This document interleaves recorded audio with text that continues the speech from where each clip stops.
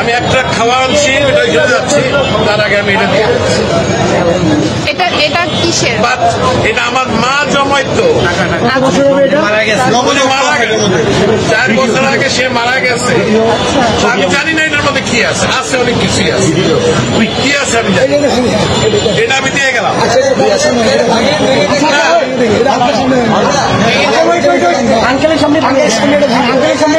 যা আছে আমি একটা খাওয়া আনছি, এটা নিয়ে আমি এখন ওইখানে যাচ্ছি। আন্টি মারা গেছে না, আমার মা মারা গেছে।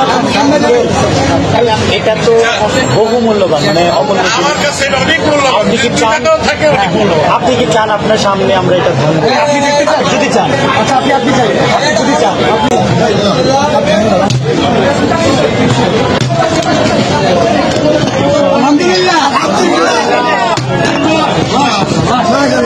এটা আমার মায়ের জমানো পয়সা, নিজের হাতে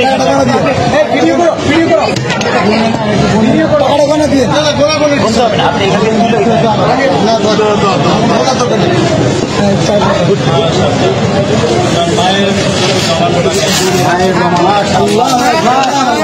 মারা গেছে। দোয়া করবেন, এটা আমার বড় ভাই, ওনার ছেলে খেলা নসিব করেন। আসসালামু আলাইকুম রহমতুল্লাহ। প্রিয় দর্শক, আপনারা যে ভিডিওটা দেখেছেন, এই ভিডিওটা খুবই হৃদয় বিদারক। এই ভিডিওটা দেখে আমার এতটা ভালো লাগছে, এই জন্য চিন্তা করলাম আপনাদেরকে ভিডিওটা দেখাই একটু। এই ভিডিওটা দেখলে আপনারা বুঝতে পারবেন যে বর্তমান বাংলাদেশের মানুষ কতটা মানবিক হয়ে গিয়েছে এবং কতটা মানুষের প্রতি দরদি হয়ে গিয়েছে।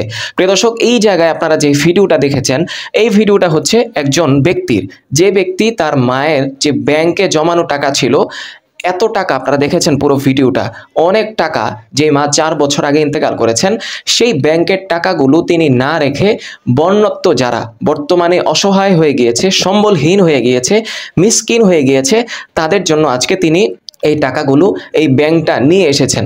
এবং তিনি এই ব্যাংকটা নিয়ে এসে বলতেছেন যে এটা আমার মায়ের 4 বছর আগে জমানো টাকা, এখানে কি আছে, কত টাকা আছে আমি বলতে পারবো না, আপনারা খুলে এটা দেখতে পারেন। এরপরে যখন এই ব্যাংকটা খোলা হলো, আপনারা দেখতে পেয়েছেন ব্যাংকের মধ্যে যাই টাকা আছে প্রত্যেকটাই, আমি যতটুকু দেখার চেষ্টা করেছি, প্রত্যেকটাই 1000 টাকার নোট। এবং তিনি আরেকটা কথা বলতেছেন যে বারবার আরেক ট্রাক ত্রাণ নিয়ে এসেছি, এগুলো আমাকে দিতে হবে। এই যে সুন্দর একটা বাংলাদেশের দেখতেছেন আপনারা, বাংলাদেশের মধ্যে মনোরম পরিবেশ এবং একটি সুশৃঙ্খল বাংলাদেশ, যে বাংলাদেশ আমরা প্রত্যেকটা মানুষই চেয়েছিলাম, এমন সুন্দর বাংলাদেশ, যেন বাংলাদেশে থেকে আমরা এমন একটা সুন্দর বাংলাদেশ দেখতে পারি, এটাই কিন্তু আজকে বাংলাদেশের মধ্যে হইতেছে। প্রিয় দর্শক, আপনারা যদি খেয়াল করেন তাহলে দেখতে পাবেন যে যেই স্কুল কলেজের ছাত্ররা আসরের পরে ফুচকা না খেলে এবং রেস্টুরেন্টে গিয়ে খাবার না খেলে এবং তাদের ঝালমুড়ি না খেলে তাদের পেটের ভাত হজমই হইতো না, আজকে তাদের সেই ফুচকার টাকা কোথায়, ঝালমুড়ির টাকা কোথায়, সব টাকা আজকে তারা বন্যার্তদের মাঝে বিলীন করে দিচ্ছে, তাদের মাঝে পরিবেশন করতেছে। তারা নিজে না খেয়ে আজকে বাংলাদেশের কোটি কোটি মানুষ বলতেছে যে ভারত যেহেতু আজকে আমাদের এই প্রতিবেশী দেশ, আমাদের এই বাংলাদেশকে ডুবিয়ে দেওয়ার চেষ্টা করতেছে, মানুষকে মারার চেষ্টা করতেছে, তখন প্রত্যেকটা মানুষই, বাংলাদেশের কোটি কোটি মানুষ বলতেছে আমরা না খেয়ে থাকবো, তারপরেও এই বাঁধের বিপরীতে ডম্বুর গেট বলেন, ডম্বুর প্রজেক্ট গেট বলেন এবং তিস্তার ব্যারেজ বলেন এবং কাপ্তাই গেট বলেন, এগুলো বিপরীতে আরেকটা বাঁধ তৈরি করব, যেটা ভারত পানি ছাড়লেও যেন বাংলাদেশে পানি ঢুকতে না পারে। প্রিয় দর্শক, আপনারা সকলেই জানেন এমন কথা প্রত্যেকটা মানুষই বলতেছে, নিজে না খেয়ে হলেও আমরা টাকা দিব। 18 কোটি মানুষের কাছ থেকে আপনারা 10 টাকা করেও তোলেন, তাহলে অনেক টাকা, যেটা দিয়ে আপনি বাঁধ তৈরি করে আরো টাকা থাকবে, এমন কথা প্রত্যেকটা মানুষই বলতেছে। এবং বাংলাদেশের মধ্যে আপনারা দেখতেই পাচ্ছেন যে প্রত্যেকটা মানুষ যারা নিজেদের কোনো স্বার্থ ছাড়া, নিজেদের পকেটে অনেকে টাকাও নাই, তারা সেই জায়গায় চলে যাচ্ছে বন্যার্তদের সাহায্য করার জন্য।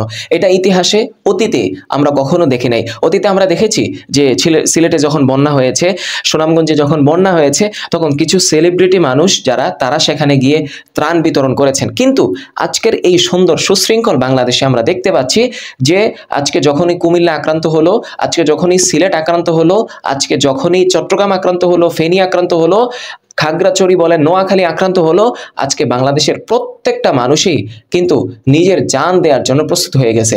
তারা স্পিড বোট নিয়ে যাচ্ছে, ট্রলার নিয়ে যাচ্ছে, তারা হেলিকপ্টার নিয়ে সেই জায়গায় চলে যাচ্ছে আমার ভাইদেরকে উদ্ধার করার জন্য। আরেকটা জিনিস খেয়াল করবেন আপনারা, টিএসসিতে যে গণত্রাণ সংগ্রহ চলতেছে সেই জায়গায় গতকালকে 1,26,00,000 টাকা উঠছে। আপনারা চিন্তা করে দেখছেন বাংলাদেশের মানুষ কতটা সুশৃঙ্খলের ভিতরে চলে এসেছে, কতটা মানবিকের ভিতরে চলে এসেছে, মানবিক আচরণ তারা করতেছে, আজকে বন্যার্তদের পাশে দাঁড়াইতেছে। আসুন্না ফাউন্ডেশনের কথা কি বলবো, আসুন্না ফাউন্ডেশনের জন্য কাজ করার জন্য লোক চাওয়া হয়েছে, এখন শাহেখ আহমদুল্লাহ সাহেব নিজেই বলতেছে আমাদের স্বেচ্ছাসেবী দল পুরো হয়ে গেছে, এখন আর কেউ আইসেন না। মানুষ কতটা জনদরদি হলে আজকে হয়তো সে পারতেছে না, নিজের টাকা দিয়ে সহযোগিতা করতে পারতেছে না, কিন্তু সেই মানুষটাই আজকে নিজে একটু স্বেচ্ছাসেবী হয়ে সেখানে কাজ করে বন্যার্তদের পাশে দাঁড়াইতেছে। আসুন্না ফাউন্ডেশন গতকালকে 20 কোটি টাকা তারা ত্রাণ বিতরণ করছে। খেয়াল করছেন আপনি কতটা আগায় বাংলাদেশ চলে যাচ্ছে। তো আজকে এই সুন্দর বাংলাদেশই আমরা চেয়েছিলাম, এই সুন্দর বাংলাদেশেই আমরা আশা করেছিলাম, আকাঙ্ক্ষা করেছিলাম, আল্লাহ তাআলা আমাদেরকে দান করেছেন। তো এই সুশৃঙ্খল সুন্দর বাংলাদেশকে যেন আমরা আরো এগিয়ে নিয়ে যেতে পারি, এই জন্য আমাদের প্রত্যেকটা মানুষের ভিতরে মিল মহাব্বত, সমতা এবং ভালোবাসা বন্ধন থাকা দরকার। এই ভালোবাসা বন্ধন যেন আজীবন অটুট থাকে এবং জান্নাত পর্যন্ত অটুট থাকে, এই দোয়া আমরা সবসময় আল্লাহ তাআলার কাছে করব। এবং পরিশেষে একটা কথাই বলতে চাই যে এই বাঁধ তৈরি করার জন্য যদি কোটি কোটি টাকারও প্রয়োজন হয়, বাংলাদেশের প্রত্যেকটা মানুষ এক পায়ে খাড়া।